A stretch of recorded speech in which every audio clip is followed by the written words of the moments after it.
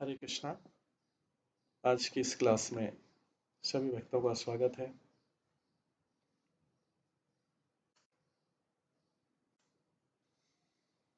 आज हम चैतन्य महाप्रभु के द्वारा कृष्ण के अधरों का अमृत पान वाला ये 16वां अध्याय का श्रवण करेंगे। कल हमने चैतन्य महाप्रभु के दिव्य उन्माद में 15वें 15 चैप्टर जो था चैतन्य महाप्रभु का दिव्य उन्माद उसका श्रवण किया था।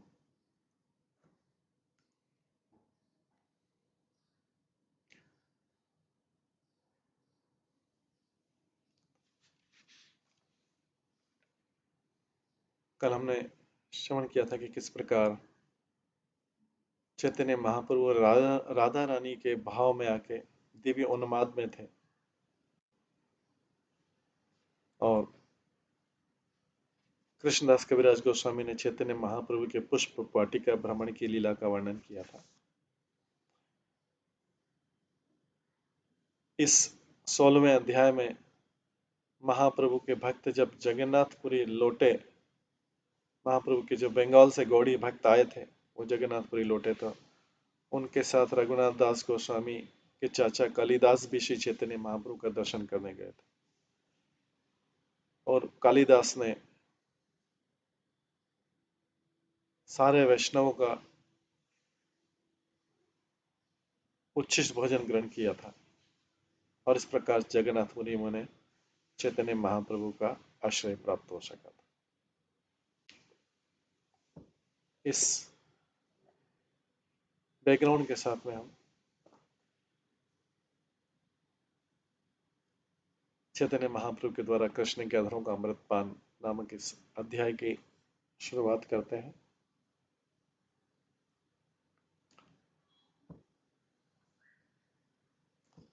वंदे श्री कृष्ण चैतन्यम कृष्ण भावामृतम ही आस्वाद्य श्राद्य भक्तान प्रेम दीक्षाम शिक्षयत। मैं उन श्री चैतन्य महाप्रभु को नमस्कार करता हूँ जिन्होंने स्वयं कृष्ण प्रेम के अमृत का आस्वादन किया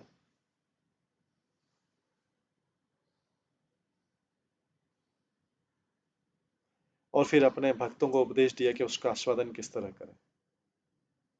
इस तरह श्री चैतन्य महाप्रभु ने दिव्य ज्ञान में दीक्षित करने के लिए कृष्ण के प्रेमावेश के विषय में उन्हें उपदेश दिया। जय जय श्री चैतन्य जय नित्यानंद जय द्वैत चंद्र जय गौर भक्तवृंद। चैतन्य महाप्रभु की जय हो, चैतन्य नित्यानंद प्रभु की जय हो, श्री अद्वैत आचार्य की जय हो तथा महाप्रभु के समस्त भक्तवृंद की जय। यही मत महाप्रभु रहेन नीलाचले भक्तगण संगे सदा प्रेम विहले। इस तरह श्री चैतन्य महाप्रभु अपने भक्तों के साथ सदैव प्रेम भक्ति में निमग्न रहते हुए जगन्नाथपुरी में रहे।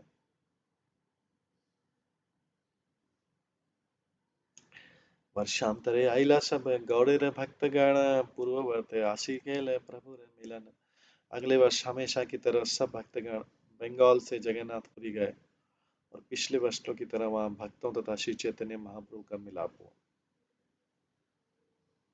कहाँ सबार संगे आइला कालिदास नाम कृष्ण नाम बिनाते हो नहीं कहे आन। बंगाल के भक्तों के साथ कालिदास नाम के सज्जन आए। वो पवित्र कृष्ण नाम के अतिरिक्त अन्य कुछ नहीं कहते थे। महाभागवते हो सरल उदार कृष्ण नाम संकेते चालल व्यवहार। कालिदास बहुत उन्नत भक्त थे। तो जो उन्नत भक्त का मतलब होता है, भक्ति में तो शास्त्रों का ज्ञान तो है ही सही, किंतु सरल और उदार थे। तो उदारता जो है, उदार स्वभाव से उदार। उदारता हम केवल एक ही चीज जानते हैं कि उदारता मतलब धन में उदार, धन खर्च करने में उदारता, लेकिन वाणी में उदारता, मन में उदारता, व्यवहार में उदारता, चरित्र में उदारता, ये सब उदारता ये है। हम केवल समझते हैं कि अगर कोई व्यक्ति बहुत ज्यादा खर्च कर रहा है तो बहुत उदार है, और नहीं तो कंजूस है। हम केवल धन से किसी व्यक्ति का लगाते हैं, लेकिन हमारी वाणी वाणी में कितनी उदारता है, चरित्र में कितनी उदारता है, मन में कितनी उदारता है,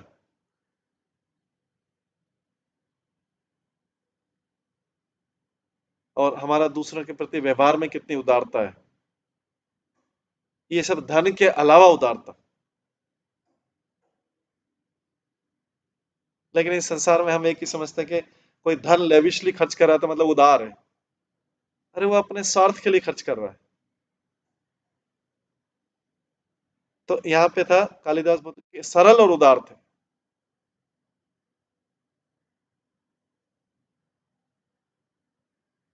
तो आधुनिक युग में सरलता मतलब एक्सप्लॉयटेशन, शोषण।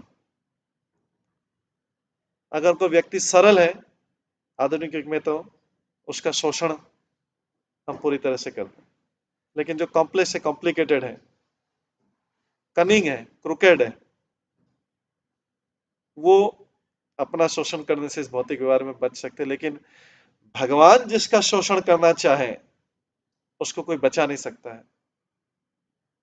तो उदारता हमारी आध्यात्मिक तरीके से हमारे पूरे सब हमारे ओवरऑल टोटलिटी में उदारता होनी चाहिए। तो यहाँ पे कालिदास बहुत उन्नत भक्त थे, सरल थे, उदार थे। तो उदारता यहाँ पे, क्योंकि उनके पास अगर भगवान के भक्त थे तो उनके पास धन कहाँ से होगा। इसका मतलब उदारता उनके सारे चरित्र में, उनकी वाणी में, उनके मन में, उनके शरीर में, उनके व्यवहार में, सब में उदारता का वर्णन हो रहा है। क्योंकि भगवान के वो ऐसे भक्त थे, गौड़ी मठ से आ रहे थे, धन कहाँ से होगा, गौड़ देश से आ रहे थे, लेकिन फिर भी सरल और उदार का यूज किया। सरलता मतलब व्यवहार में सरलता, नो कॉम्प्लिकेशन।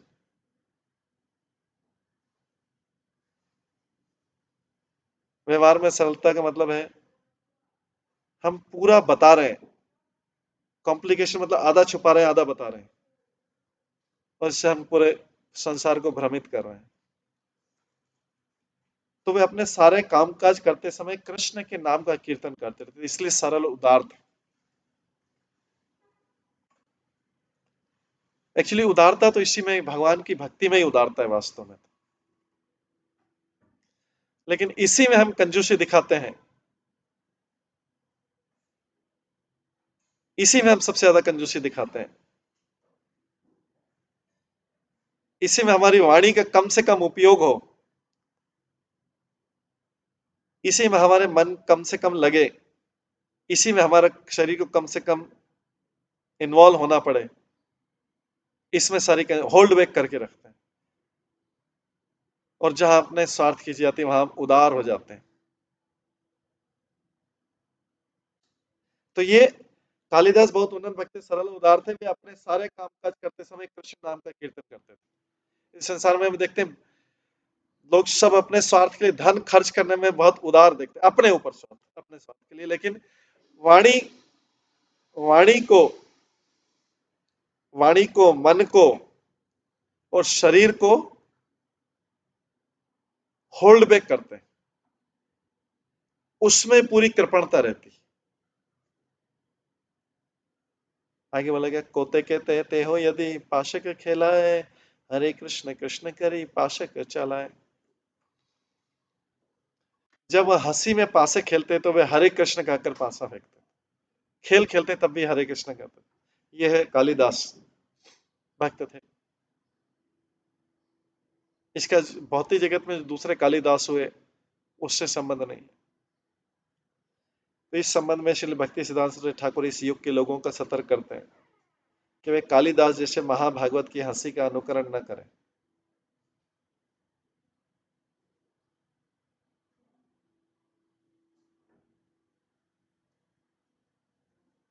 यदि कोई हरे कृष्ण महामंत्र का कीर्तन करते हैं पासा खेलने या जुआ खेलने का अनुसरण करता है तो निश्चित रूप से पवित्र नाम के प्रति अपराध का भागी बनेगा। जैसा कि क्या हरि नाम बोले पापी प्रवृत्ति, मनुष्य को हरे कृष्ण मंत्र के कीर्तन के बल पर पाप कर्म नहीं करना चाहिए।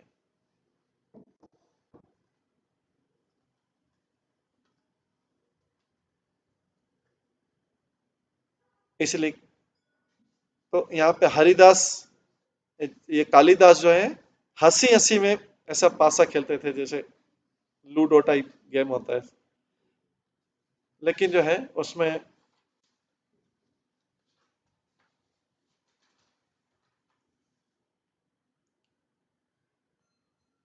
लेकिन वो कालिदास केवल हंसी में ऐसा किया करते थे, किंतु वो कभी भी अपने मूलभूत सिद्धांतों को नहीं भूलते थे।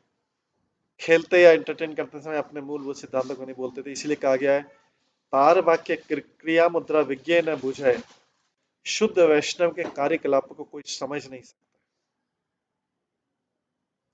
और उसको समझने में आप अपराध कर बैठे। शुद्ध वैष्णव के कार्यकलाप को तार वाक्य क्रिया मुद्रा विज्ञे न बुझे, शुद्ध वैष्णव के कार्यकलापों को कोई नहीं समझ सकता है। हमें कालिदास का अनुकरण नहीं करना चाहिए। रघुनाथ दास रहते हो हाय ज्ञाति खुड़ा, वैष्णव रे उच्छिष्ट खाई देते हो हेल बूढ़ा। कालिदास रघुनाथ दास गोस्वामी के चाचा थे। वे आजीवन, यहाँ तक कि वृद्धावस्था में भी वैष्णवों के द्वारा छोड़े गए वैष्णव के द्वारा छोड़े गए उच्छिष्ट को खाने का प्रयास करते। इसका मतलब वो वही खाते थे जो वैष्णव खाते।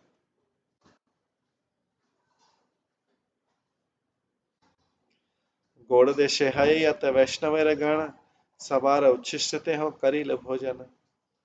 कालिदास ने बंगाल में जितने वैष्णव थे उन सभी का उच्छिष्ट खाया था।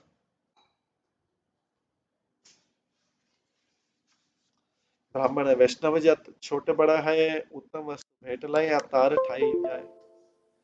ये वे ब्राह्मण कुलों में उत्पन्न समस्त वैष्णव के पास जाते, चाहे वे नए भक्त हो या उन्नत भक्त हो, और उन्हें उत्तम खाद्य वस्तुएं से भेंट करते थे।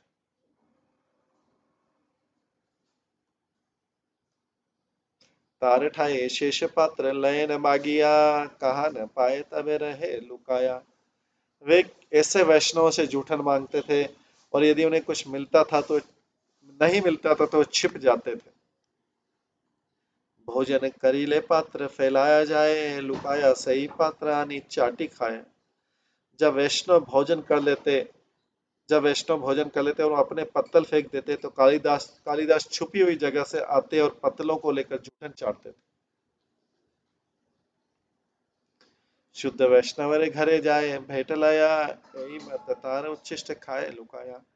वे शूद्र परिवारों में भी उत्पन्न वैष्णव के भी घरों में भेंट लेकर भेंट जाते थे। तब वे छिप जाते थे और जब वे जूठन फेंकते तो उसे खाते थे। पूरी माली जाति वैष्णव झड़ू तार नम, आम्र फल लयाते हो गेला तार स्थान। एक और वैष्णव थे झाड़ू ठाकुर। झाड़ू ठाकुर नाम के वैष्णव थे जो भूईमाली जाति के थे। कालिदास उनके घर अपने साथ आम लेकर गए थे।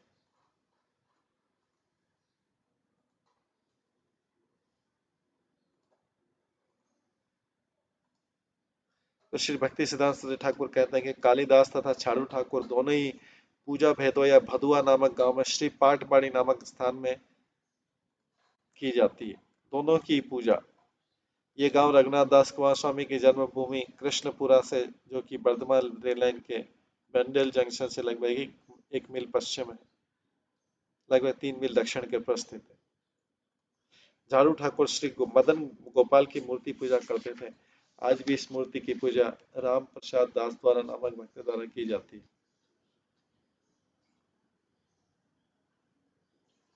आगे बोला कि आम्र भेंटा दिया तार चरण बंदीला, तार पत्नी रे तबे नमस्कार केला।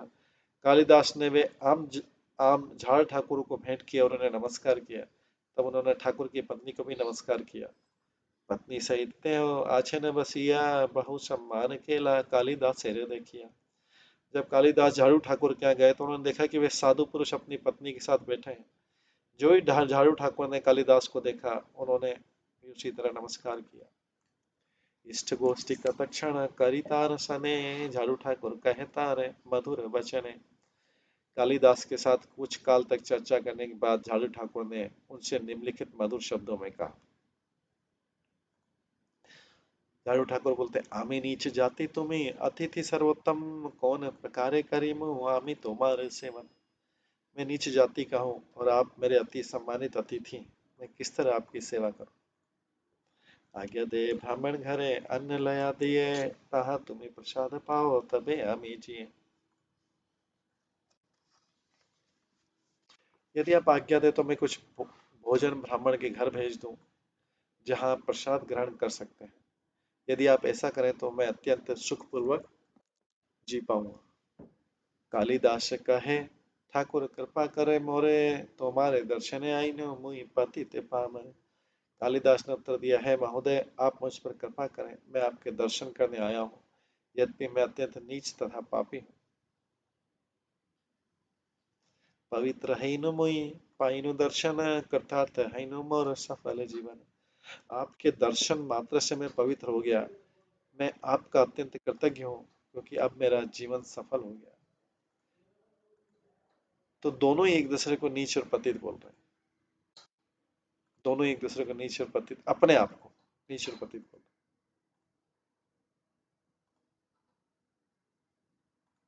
हैं। ये उनकी ह्यूमिलिटी है। नहीं तो इस भौतिक जगत में व्यक्ति दूसरे को नीच और पतित बोलता है। हालांकि स्वयं नीच पतित होता है, लेकिन दूसरे को नीच पतित बोलता है। लेकिन यहाँ पे वो स्वयं बोल रहे हैं कि मैं नीच, वास्तव में बोल रहे हैं, हृदय से बोल रहे हैं। एक वांछा है यदि कृपा करी कर, पाद रज देह पाद मोर पाथेदार। हे महोदय, मेरी एक इच्छा है, आप मेरे सिर पर अपना पांव रखने की कृपा करें, जिससे आपके पांव की धूल मेरे सिर का स्पर्श कर सके। ये जो है, जो कालिदास है, वो झाड़ू ठाकुर से विनय या प्रार्थना कर रहे हैं। ठाकुर कहे, अच्छे बात कही तिना जुआए, आमी नीच जाति तुम्हें सुसज्जन राय। झाड़ू ठाकुर ने उत्तर दिया, मुझसे इसके लिए कहना आपको शोभा नहीं देता, मैं अत्यंत निम्न जाति का हूँ, जबकि आप सम्मानीय धनी सज्जन हैं। तबे कालिदास श्लोक पढ़ी सुनाइल, सुनी झाड़ू ठाकुर बड़ा सुख है। तब कालिदास ने कुछ श्लोक सुनाए, जिन्हें सुनकर झाड़ू ठाकुर अत्यंत सुखी हुए।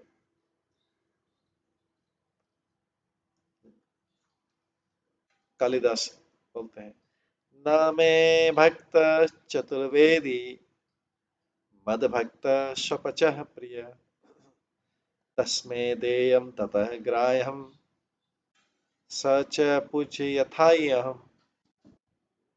ये हरि भक्ति विकास में श्लोक है।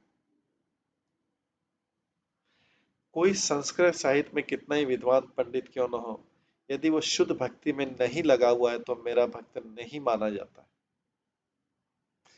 तो हम जब भक्ति की बात करते हैं तो व्यक्ति शुद्ध भक्ति में लग रहा है। तो कोई संस्कृत साहित्य में कितना ही विद्वान पंडित क्यों न हो, यदि वो शुद्ध भक्ति में नहीं लगा हो तो मेरा भक्त नहीं माना जाता। किंतु यदि कोई चांडाल परिवार में उत्पन्न व्यक्ति शुद्ध भक्त हो जाता है, जिसे सकाम कर्म या ज्ञान के माध्यम से भोग की इच्छा नहीं रहती, तो वह मुझे अत्यंत प्रिय होता है। तो भगवान को सकाम कर्म वाले भक्त प्रिय नहीं है। भगवान को शुद्ध भक्त प्रिय है, चाहे वो चंडाल परिवार में भी उत्पन्न हो। लेकिन सकाम भक्त अगर ब्राह्मण परिवार में भी उत्पन्न हुआ, उच्च कुल में भी उत्पन्न हुआ, तो भी क्योंकि सकाम कर्म या ज्ञान के माध्यम से व्यक्ति की भोग करने की इच्छा रहती है, तो इसलिए वो प्रिय नहीं होता उसे। तो मेरे प्रिय भक्त को सभी तरह का आदर दिया जाना चाहिए, और जो भी दे उसे स्वीकार करना चाहिए, क्योंकि ऐसे भक्त मेरे समान पूज्य नहीं रहते। भगवान बोले मेरे समान पूज्य रहता है। यह हरि भक्ति विलास में श्लोक आता है।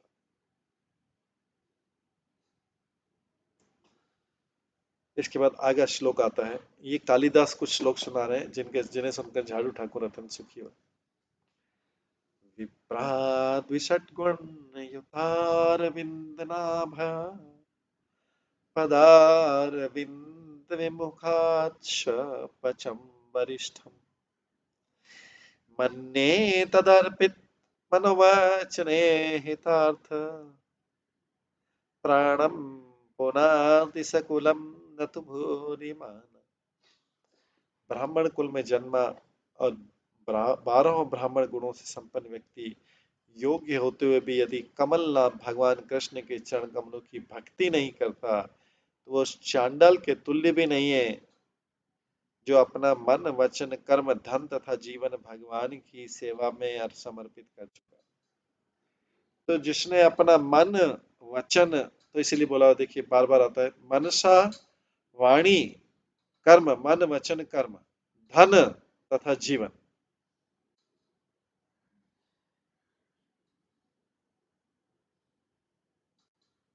भगवान की सेवा में जो अर्पित कर चुका है, वो तो अगर चांडाल भी है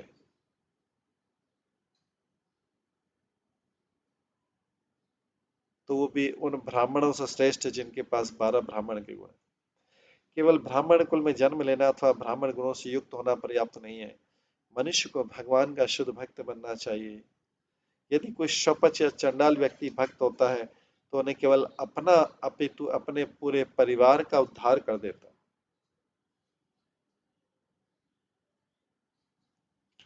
तो वास्तविक हमारे, अगर हमें परिवार से कुछ आसक्ति है, भौतिक आसक्ति है, तो वास्तविक कल्याण तो अगर कुछ है तो उसका वास्तविक कल्याण केवल मात्र भक्ति से हो सकता है, क्योंकि कोई अगर भगवान का शुद्ध भक्त बन जाता है तो न केवल अपना अपितु पूरे परिवार का उद्धार कर देता है, अगर वास्तविक कल्याण चाहते हैं तो।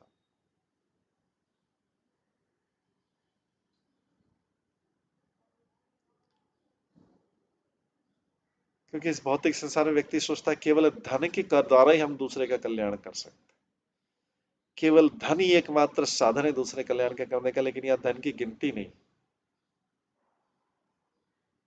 यहाँ पे तो बोला गया कि अगर हम शुद्ध भक्ति करते हैं तो हम अपना ही नहीं वरन पूरे परिवार का कल्याण कर सकते हैं। जबकि अभक्त जो लोग हैं, अभक्त हैं, चाहे वो ब्राह्मण कुल में भी हो, ब्राह्मण कुल में, जो अपने आप को भी पवित्र नहीं कर सकते तो अपने परिवार की बात तो दूर रही।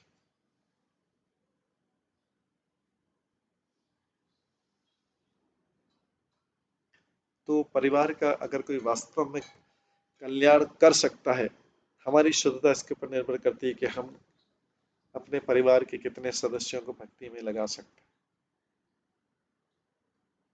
क्योंकि उसी से कल्याण होगा। यहाँ पे स्पष्ट है कि मनुष्य को भगवान का शुद्ध भक्त बनना चाहिए, तो न केवल अपना अपितु पूरे परिवार का उद्धार कर सकता है, और समाज का भी कर सकता है और देश का भी कर सकता है। तो वास्तव में किसी का वेलफेयर सोचना है, किसी के ऊपर हमें दया है, थोड़ी बहुत भी दया है, तो हमें उनका आध्यात्मिक कल्याण के बारे में सोचना चाहिए। बाकी सब भौतिक दया है,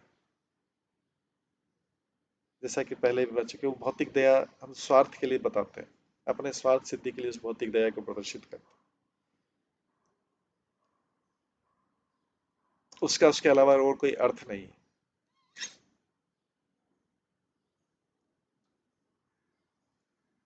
ये श्लोक तथा अगला श्लोक जो है भागवतम, श्रीमद् भागवतम के 7वें स्कंद के 6ठे अध्याय के 10वें से, और दूसरा स्कंद, दूसरा अध्याय, अभी जो श्लोक आ रहा है तीसरे अध्याय के 33 श्लोक के 7वां।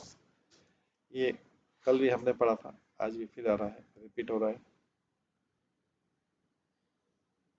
कल हमने भागवत में पढ़ा था, अहो पतश्च पचत गरीयान् यत जिह्वाग्रे वर्तते नाम तुभ्यम् तेपुः तपते जुहुसस्नुआर्या ब्रह्मणु नाम गृह्णन्ति एते।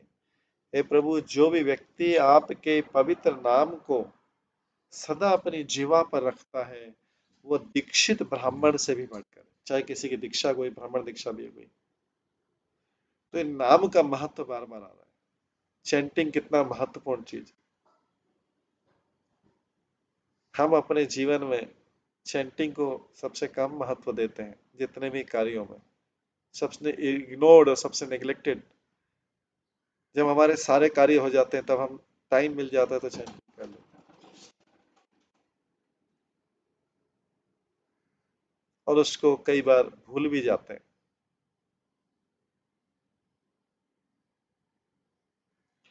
आप बताइए प्रभु, जो भी व्यक्ति आपके पवित्र नाम को सदा अपनी जीवा पर रखता है, वो दीक्षित ब्राह्मण से ही बढ़कर है। भले ही उसने शपथ चांडाल कुल में जन्म लिया और भौतिकता की दृष्टि से मनुष्यों में अधम हो, फिर भी वो महिमा मंडित है, जो आपके पवित्र नाम को सदा अपनी जीवा पर रखता। नाम का महत्व, भगवान के पवित्र नाम का जप करने की यही तो अद्भुत शक्ति है।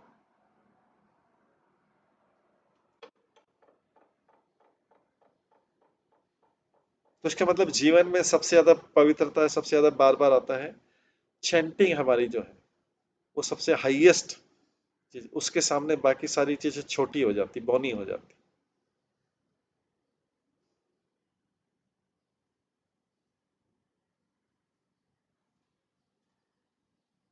तो जो पवित्र नाम का जप करता है, समझ लो कि वो सभी तरह की तपस्याएं कर चुका है, वो सारे वेदों का अध्ययन कर चुका है, उसने वेद वर्णित सारे महान यज्ञ संपन्न कर लिया, और उसने समस्त तीर्थ स्थलों में पहले से स्नान कर लिया, और सचमुच वही आर्य है जो भगवान के पवित्र नाम का जप करता है, और जिसका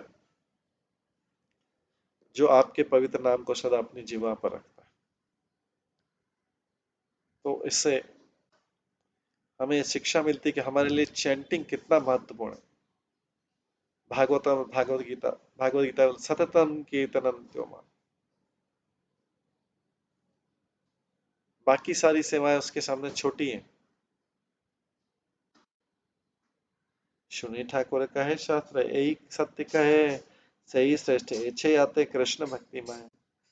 श्रीमद भागवतम शास्त्र से इन उदाहरणों को सुनकर हर ठाकुर ने उत्तर दिया, हाँ यह सच है, क्योंकि शास्त्रों का कथन है, किंतु यह उसके लिए सत्य है जो कृष्ण भक्ति में वास्तव में अग्रसर हो।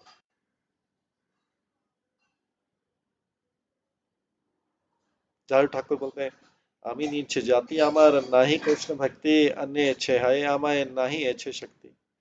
ऐसा पद अन्यों के लिए उपयुक्त हो सकता है, किंतु मुझ में ऐसी आध्यात्मिक शक्ति नहीं है। मैं तो नीच जाति का, और मुझ में रंच मात्र भी कृष्ण भक्ति नहीं है।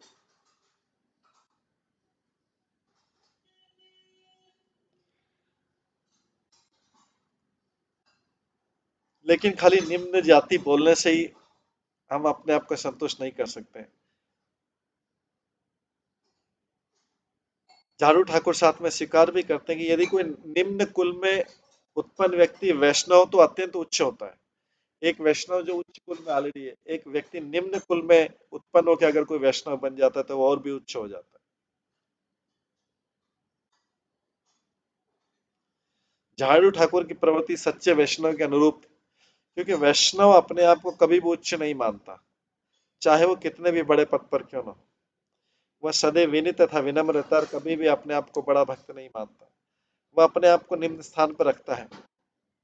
निम्न स्थान खाली बोलने में ही नहीं कि मैं निम्न भक्त हूँ, बोलने में नहीं, मन से और वाणी से भी वो अपने आप को निम्न रखता है।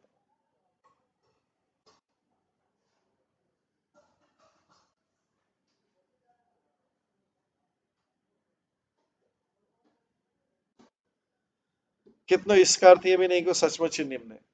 एक बार सनातन गोस्वामी ने कहा कि वे निम्न जाति के हैं, यद्यपि वे ब्राह्मण कुल में उत्पन्न थे, किंतु सरकारी मंत्री होने के कारण उनकी संगति मलेच्छों तथा यवनों से भी थी। तो संगति हमारी किससे है? हम श्रवण करके, बोल के, या किसी के लिए फिजिकल संग करके किस तरीके का संग कर रहे हैं। संग भी मन, वाणी और शरीर का होता है। इस तरह झाड़ू ठाकुर ने अपने आप को नीच जाति के बदलाते हुए, यद्यपि वे वास्तव में ब्राह्मण कुल में उत्पन्न व्यक्तियों में से बहुत उच्च स्तर पे थे।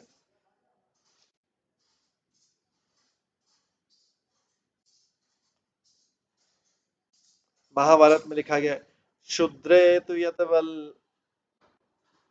यद यद्वे लवलक्षणम विजेत तच्च न विद्यते, न मे शूद्रो भवेत् शूद्रो ब्राह्मणो न च ब्राह्मण।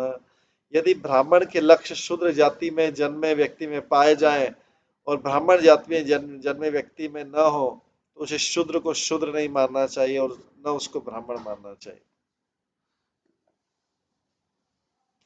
इसी प्रकार महाभारत में आगे भी आता, शूद्र योनो ही जातस्य सद्गुणानुपतिष्ठता आर्जव वर्तमानस्य ब्राह्मणम अभिजायते। यदि शूद्र कुल में उत्पन्न व्यक्ति ब्राह्मण गुरु ब्राह्मण के गुण जैसे सत्य, शम, दम तथा अर्जव उत्पन्न कर लेता है तो वो ब्राह्मण का उच्च पद प्राप्त कर लेता है। आगे महाभारत में लिखा है, स्थितो ब्राह्मण धर्मेण ब्राह्मण्यम उपजीवति, क्षत्रियो वाथ वैश्यो वा ब्रह्म भूयास गच्छति, एभिस्तु कर्म विद्देवि शुभेरा चरितस्तथा शुद्धो ब्राह्मण तम शूद्रो ब्राह्मण तमायति वैश्य क्षत्रियतां वर्जितः, न योनिर् अपि संस्कारो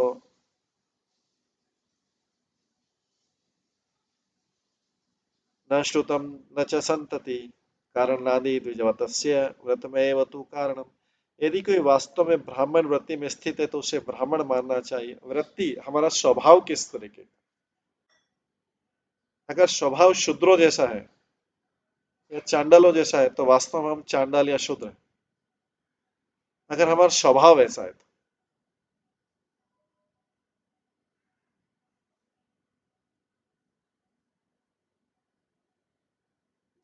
और स्वभाव जो ब्राह्मण है, संयम, शांत, सत्यप्रिय, तो फिर हम ब्राह्मण। तो वास्तव में निर्भर करता है हमारा स्वभाव कैसा है। यदि कोई वास्तव में ब्राह्मण वृत्ति में स्थित है तो उसे ब्राह्मण माना जाता है कि भले वह क्षत्रिय या वैश्य कुल में उत्पन्न क्यों न हुआ। ये देवी यदि शूद्र कुल में जन्मा व्यक्ति ब्राह्मण वृत्ति के शुद्धाचार में लगा हो तो वो ब्राह्मण बन जाता है। शूद्र भी जो है, तो शूद्र भी अगेन जाति से नहीं होता, व्यवहार से शूद्र होता है व्यक्ति। शूद्र मतलब एकदम फोर्थ क्लास बिहेवियर, चांडाल बिहेवियर।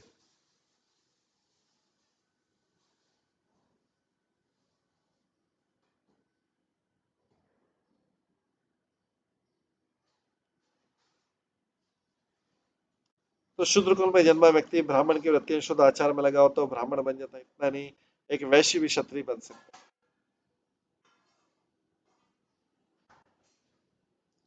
इसलिए ना तो किसी के जन्म का स्रोत, नहीं उसके संस्कार, नहीं शिक्षा ब्राह्मण के मानदंड है। व्रत व्रत और प्रवृत्ति ही वास्तविक मानदंड है जिससे कोई ब्राह्मण कहला सकता है ये चांडाल। हमारी वृत्ति कैसी है और प्रवृत्ति कैसी है, उसके व्यक्ति पे हम शूद्र या चांडाल है या ब्राह्मण है।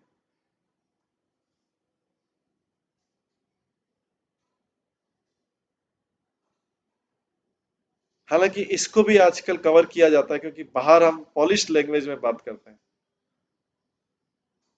हालांकि हमारी प्रवृत्ति नहीं ऐसी, हमारी वाणी ऐसी नहीं है, हमारी प्रवृत्ति नहीं है, हमारा स्वभाव से। लेकिन हम बाहर जब सब लोगों से मिलते तो हमारा पॉलिश्ड एटिकेट्स होते हैं क्योंकि उन्हें हमें इम्प्रेस करना है। वास्तव में हमारी प्रवृत्ति वैसी नहीं है क्योंकि जहां अवसर मिलेगा हम फिर चांडाल प्रवृत्ति, चांडाल भाषा, चांडाल और उसमें शूद्र और चांडाल प्रवृत्ति में आ जाएंगे क्योंकि हमारा वृत्ति स्वभाव से उसको कब तक छुपा सकते हैं।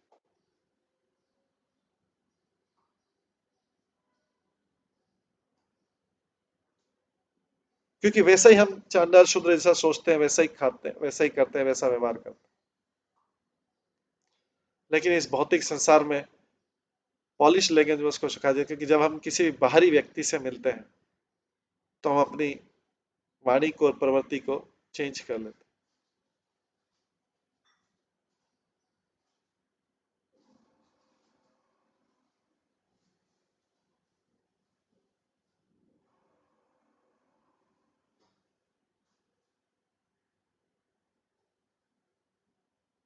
आगे श्रीमद् भागवत में बोला गया है, यस्य लक्षणं प्रोक्तं पुंसं वणाभिव्यंजकं यदन्त्रयापि दृश्येत तत्तेनैव विनिर्दशते।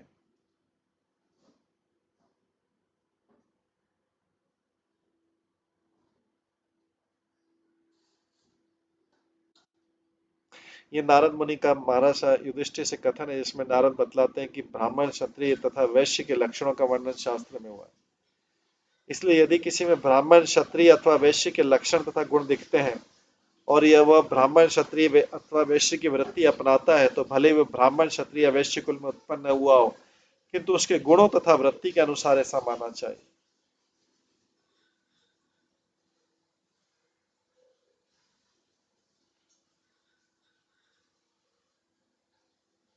तो यहाँ पे बताया गया कि नारद मुनि युधिष्ठिर को बता रहे हैं कि यदि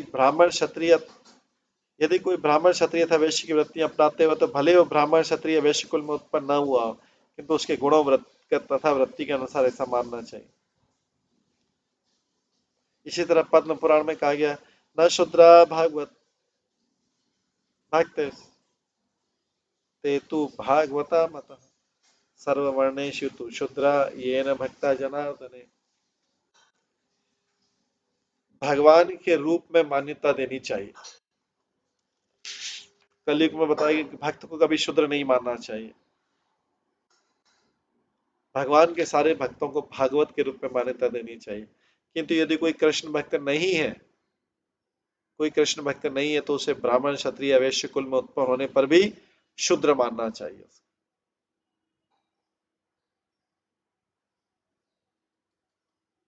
पद्म पुराण, अगर कोई भक्त नहीं है तो क्या लिखा है इसमें, यदि कोई भक्त कृष्ण भक्त नहीं तो उसे ब्राह्मण क्षत्रिय वैश्य कुल में भी उत्पन्न हो तो भी उसे शूद्र मानना चाहिए। ये ये जो पद्म पुराण में लिखा गया है।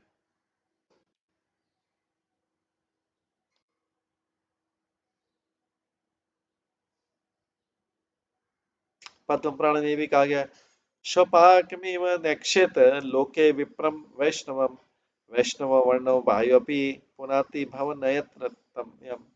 यदि ब्राह्मण कुल में उत्पन्न हुआ व्यक्ति अवैष्णव है और अभक्त है, यदि ब्राह्मण कुल में उत्पन्न हुआ व्यक्ति अवैष्णव और अभक्त है, उसका मुंह भी नहीं देखना चाहिए। तो इसका मतलब उसका संग बिल्कुल नहीं करना चाहिए।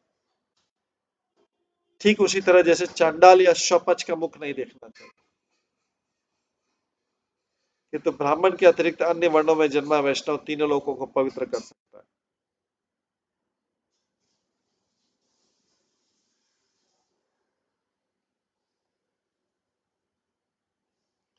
पद्म पुराण में आगे कहा गया, शुद्रम व भगवद भक्तम निषादम शपच तथा वीक्षते जाति सामान्य स याति नरकम ध्रुवम।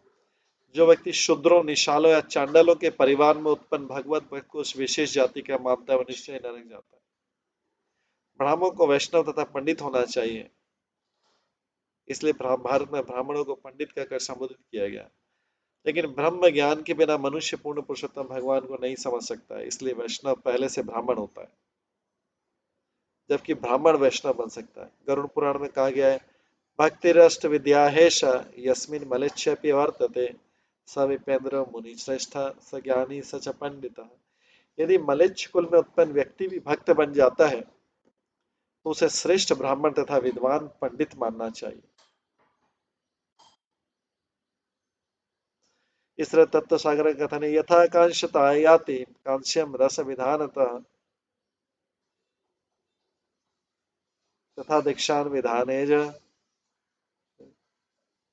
द्विदजम जायमे नृणाम द्विष्टयम जायते नृणाम। जिस तरह तकनीकी विधि से पारे मिलाने से सोना बन जाता है, उसी तरह प्रामाणिक गुरु द्वारा समुचित रीति से प्रशिक्षित तथा दीक्षित व्यक्ति तुरंत ब्राह्मण बन जाता है। शास्त्रों में ये सारा प्रमाण ये सिद्ध करता है कि वैदिक उक्ति के अनुसार वैष्णव को कभी भी अब्राह्मण नहीं मानना चाहिए। वैष्णव को कभी भी निम्न जाति का नहीं मानना चाहिए, भले वह मलेच्छ यवन कुल में उत्पन्न क्यों नहीं हुआ।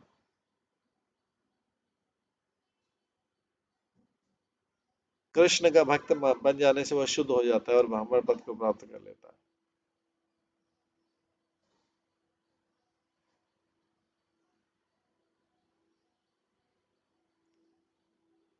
तारे कालिदास विदाय मांगेला झाड़ू ठाकुर तबे तारा अनुव्रजी आईला।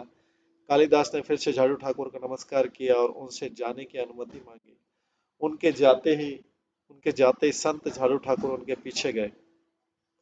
तारे विदाई दिया ठाकुर जदि घरे आयल तार चरण चिन्ह जय ठाई पड़िल। कालिदास को विदा करने के बाद झाड़ू ठाकुर अपने घर लौट आए और अनेक स्थानों पर अपने पद चिन्ह छोड़ते आए जो स्पष्ट दृष्टिगोचर हो रहे थे। सही धूलि लया कालिदास सर्वांग लेपिला तार निकटे के स्थाने लुकाया रहिला। कालिदास ने उन चरण चिन्हों की धूल अपने सारे शरीर पर पोत ली।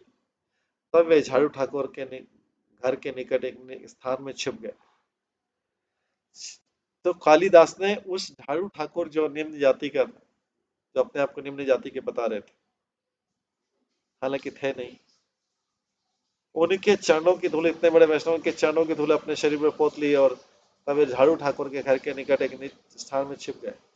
झाड़ू ठाकुर घर जाई देखिए हमने फल मन से कृष्णचंद्र अपिला सकल। घर लौटकर झाड़ी ठाकुर ने कालिदास द्वारा भेंट किए गए आमों को देखा। उन्होंने मन ही मन उन्हें कृष्णचंद्र को अर्पित किया। कलारा पाटुआ खोले हते आमरे निकाशे तारा पत्नी तारे दे ने खाए न चूसिया। जब झाड़ू ठाकुर की पत्नी ने केले की पत्ती तथा छाल से लपेटे आमों को निकाला और उन्हें झाड़ू ठाकुर को दिया, जिन्होंने इनको चूसना आरंभ किया। चूसी चूसी चोषा आठी फैली ले पाटू आते तारे खावे यहाँ तार पत्नी खाए पश्चाते। तो झाड़ू ठाकुर जब वे चूस चुके आम, उन्होंने गुठली और छिलके को केले के पत्ते पर छोड़ दिया और उनकी पत्नी अपने पति को खिलाने के बाद स्वयं खाने लगी। आठी चोषा से ही पाटुआ खोलाते भरिया बाहरी उच्चिष्ट करते फैलाई लया। जब वो खा चुकी तो उसने केले के पत्तों और छाल में गुठलियां तक तथा छिलके ले लिए और उन्हें जाकर कूड़ादान में फेंक दिया। से ही खोला आठी चौकोला चूसे कालिदास चूसीते है प्रेमे ते उल्लास। कालिदास ने केले के पत्ते तथा आम की गुठली और छिलकों को चूसा, जो इन दोनों ने चूस लिया था, और चूसते समय कालिदास से प्रसन्नता कि हमारे प्रेमाविष्ट हो गए। तो कालिदास ने इस तरह झूठा उसके छिलके और गुठली को चूसा, किसके लिए? उनका उच्चिष्ट खाने के लिए, उनका और प्रेम के मारे प्रसन्न हो गए। यही मत यत वैष्णव वैसे गौड़ देशे कालिदास ऐसे सब आर नीला अवशेष है। इस तरह कालिदास ने बंगाल में निवास करने वाले सारे वैष्णवों का जूठन खाया। सही कालिदास जब नीलाचले आइला महाप्रभु तार ऊपर महाकृपा केला। जब यही कालिदास जगन्नाथपुरी अर्थात नीलांचल आए, तब श्री चैतन्य महाप्रभु ने उन पर महान कृपा की। प्रतिदिन प्रभु यदि न दर्शने जल करंग लया गोविंद जाए प्रभु सने। श्री चैतन्य महाप्रभु नियमित रूप से जगन्नाथ के मंदिर में दर्शन करने जाते और उस समय तक उनका निजी सेवक गोविंद उनका कमंडल लेकर उनके साथ साथ जाता। सिंह द्वारे रे उत्तर दिखे कपाटे रे आड़े बाहे बाई से पहुंचता तले अच्छे एक निम्न आड़े। सिंह द्वार के उत्तर में दरवाजों के पीछे से 22 सीढ़ियां मंदिर को जाती है और इन सीढ़ियों में के नीचे एक गड्ढा है। यही गाड़े करे न प्रभु पाद प्रक्षालन लेने तभी करी बारे जाए ईश्वर दर्शन। चैतन्य महाप्रभु इसी गड्ढे में अपने पांव धोया करते थे और उसके बाद भगवान जगन्नाथ जी का दर्शन करने मंदिर में प्रवेश करते। गोविंद रे महाप्रभु केराछनियम मोर पाद जल जैन न लय कौन जन। श्री चैतन्य महाप्रभु ने अपने सेवक गोविंद को आदेश दे रखा था कि उनके पाद प्रक्षाली जल को कोई न ले। प्राणी मात्र लय ते न पाए से ही जल अंतरंग भक्त लय करी कौन छल। महाप्रभु की सख्त आज्ञा के बिना कोई भी ये उनके पाद उनके चरणों का जल नहीं ले सकता था, किंतु कुछ अंतरंग भक्त किसी न किसी युक्ति में से इसमें लगे रहते थे। एक ही प्रभुतः पाद प्रक्षालिते कालिदास आशितः।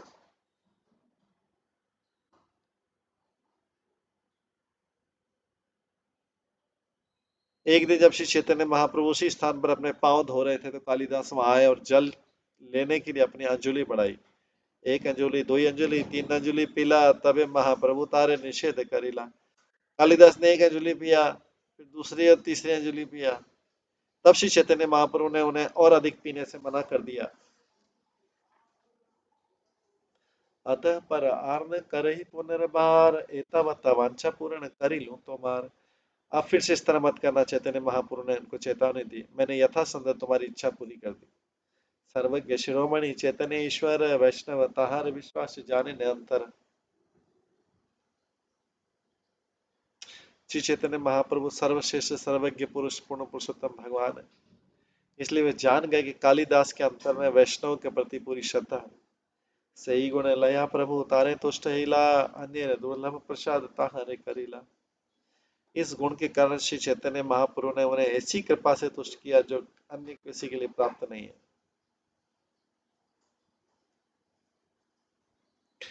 22 पहाचे पाछे ऊपर दक्षिण दिखे एक नरसिंह मूर्ति आछे ने उठी तमाम भागे।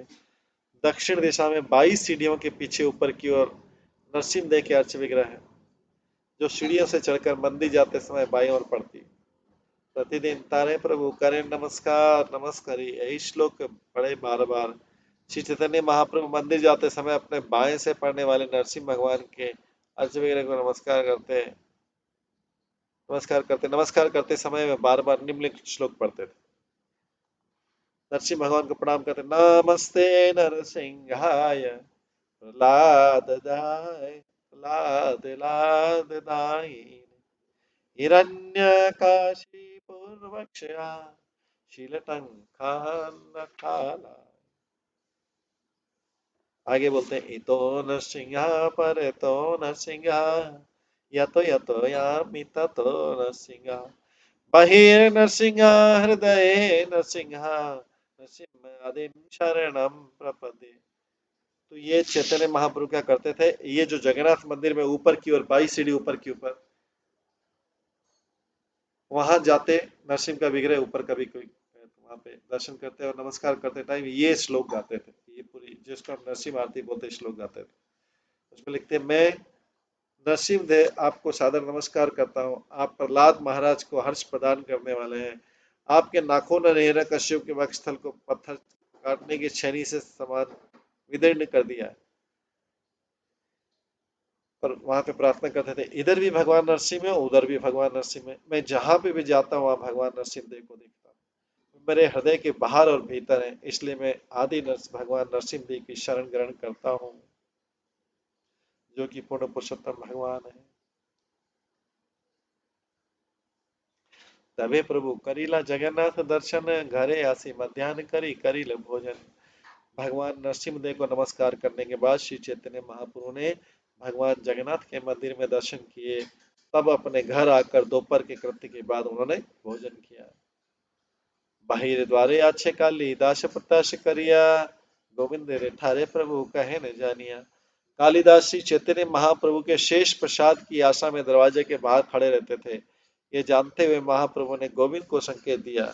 महाप्रभु रे इंगित गोविंद सब जाने, कालिदास रे दिल प्रभु शेष पात्र डाले।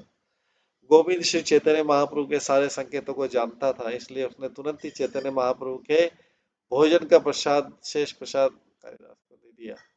कालिदास को दे दिया। वैष्णव शेष भक्षणे की महिमा, कालिदास रे पायो जाइल प्रभु कृपा सीमा।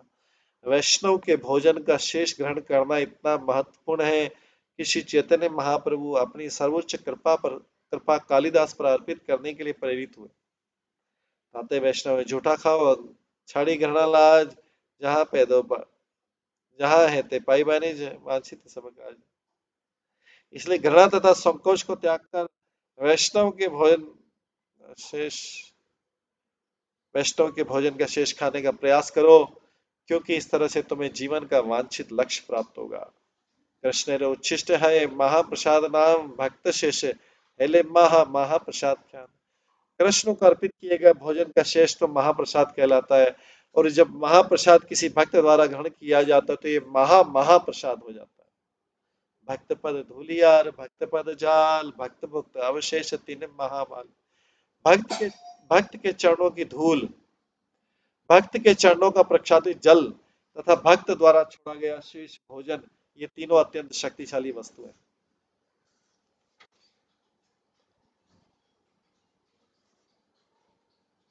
यही तीन सेवा है ते कृष्ण प्रेमा है, पुनः पुनः सर्वशास्त्र फुकारिया है कहे। इन तीनों की सेवा से मनुष्य को कृष्ण प्रेम का परम लक्ष्य प्राप्त होता है। क्या क्या चीज की सेवा?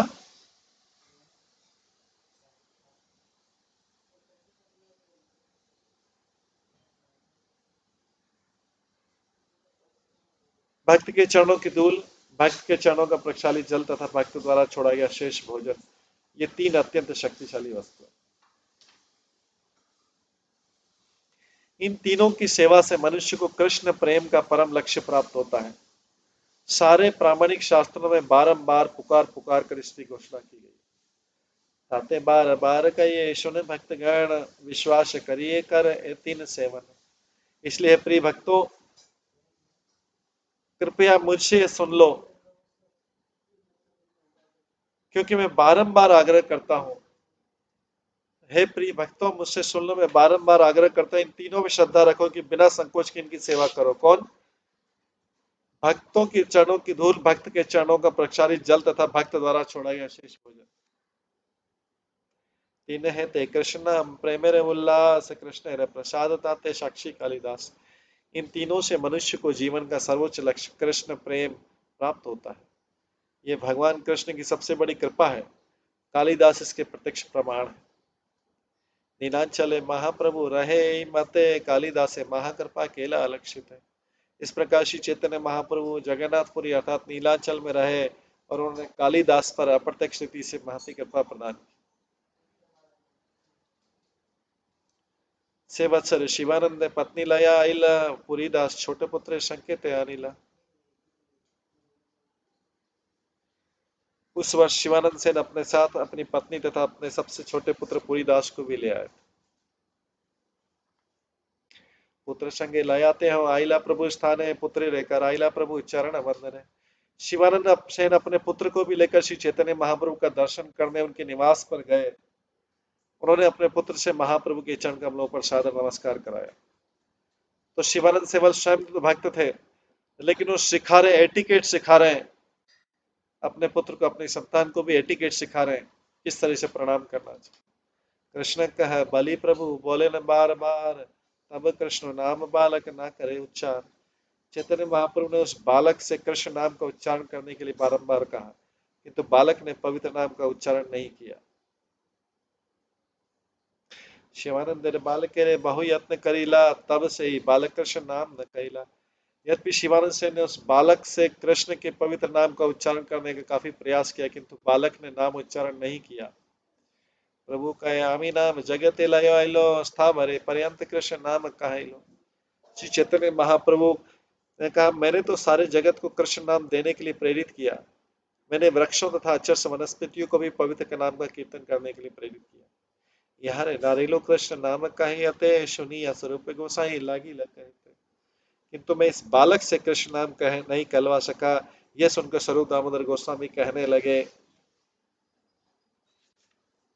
तुम्हें कृष्ण नाम मंत्र केला उपदेश, मंत्र पाया कर आगे न करे प्रकाशे। उन्होंने कहा, प्रभु आप उसे कृष्ण के नाम में दीक्षित कर चुके हैं, किंतु मंत्र प्राप्त करने के बाद वो सबों के समक्ष उसे व्यक्त नहीं करेगा। मने मने जपे मुखे न करे आख्यान, यह यही यार मन कथा करी अनुमान। ये बालक मन ही मन मंत्र का जप करता है और उसे उच्च स्वर से नहीं कहता, जहां तक मेरा अनुमान है यही इसका मनोभाव है। इस तरह से चैतन्य महाप्रभु जो है अलग अलग लीला कर रहे हैं। अंत लीला इसमें शिवानंद सेन के पुत्र के साथ लीला की। उससे पहले हमने झाड़ू ठाकुर और कालिदास की लीला श्रवण करी। तो ये जो इस तरीके से पूरा चैतन्य चरितमृत अलग अलग चैतन्य महाप्रभु और भगवान के भक्तों की लीलाओं से भरा हुआ है। तो आज इसको हम लीला को यही समय हो गया है, समाप्त करते हैं। इसके आगे की लीला हम कल की क्लास में श्रवण करेंगे। हरे कृष्णा। सभी भक्तों का बहुत बहुत धन्यवाद। सभी भक्तों के लिए एक बार हरे कृष्ण महामंत्र का जप करते हैं। हरे कृष्णा कृष्णा कृष्णा हरे हरे, हरे राम राम राम राम हरे हरे। हरे कृष्ण।